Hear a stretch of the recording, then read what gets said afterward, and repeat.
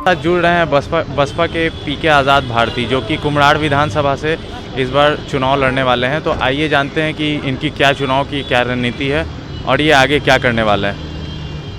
पीके भारती जी, इस बार आपने मतलब चुनाव के लिए क्या क्या रणनीति तैयार की है, क्या करने वाले हैं आप चुनाव जीतने के लिए? सबसे बड़े एटीएम न्यूज़ को आपको बहुत बहुत धन्यवाद। मोरिया लोक में आज देख रहे हैं कि हमारी बहुजन समाज पार्टी और रालोसपा उपेंद्र कुशवाहा जी का संयुक्त प्रेस कॉन्फ्रेंस हुआ है और पार्टी के द्वारा जो रणनीति तय किया जाएगा, पूरे बहुजन समाज पार्टी उसके साथ हम लोग खड़े हैं। ऐसे हम लोग कुम्हरार विधानसभा में आपको बहुत मजबूती के साथ इस पर भारतीय जनता पार्टी का पत्ता हम लोग साफ करेंगे।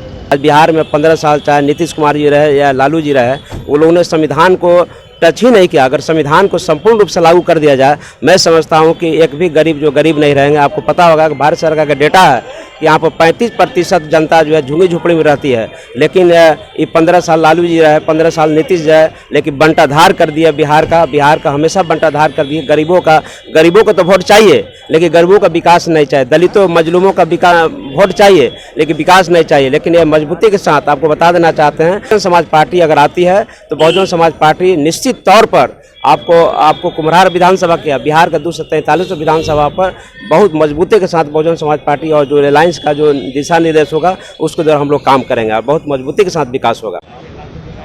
अब हमारे साथ जुड़ रहे हैं ज़ीशान अहमद खान, जो कि बसपा की तरफ से बांकीपुर के एक उम्मीदवार हैं। तो आइए जानते हैं कि इस विधानसभा चुनाव में इनकी क्या रणनीति है और आगे अगर ये जीत जाते हैं तो ये जनता के लिए किस तरह का काम करेंगे। सबसे पहले आप लोग के चैनल को बहुत बहुत शुक्रिया। बहुजन समाज पार्टी की जो विचारधारा है, सर्वजन हिताय सर्वजन सुखाय, यानी समाज के सब वर्गों की बात करना, और बहुजन समाज, ये सारे बहुजन समाज एक हैं। आज जो हालात जो दिख रहे हैं, राज्य की जो सरकारें जो कर रही है और मौजूदा जो स्थिति है सरकार की द्वारा जो बताई गई बांकीपुर विधानसभा में जो देखा जाए तो बहुत स्थिति ख़राब रही। 15 साल भाजपा के विधायक यहाँ रहे, लेकिन जिस तरीके से बांकीपुर विधानसभा का विकास करना चाहिए था वो विकास करने में बिल्कुल एकदम फेल हो गए। और सच्चाई यही है कि पूरे क्षेत्र की जनता का जब हम लोग सर्वे करते हैं तो उन लोगों ने यही कहा कि विधायक जी के कंसोलिडेटेड प्लेस पे जाते हैं, उस जगह पर जाते हैं जहां से उनको लगता है कि वहां से अपनी वोट बैंक की राजनीति वो चमकाते हैं। लेकिन समाज के और अन्य वर्ग के लोगों को उन्होंने सिर्फ छोड़ दिया और हाशिए पे ला के खड़ा कर दिया। इससे बहुजन समाज पार्टी ने इस बार एक विकल्प दिया है, दलित मुस्लिम करो विचार, अब न सहेंगे अत्याचार, अब की बार बहुजन समाज पार्टी की सरकार।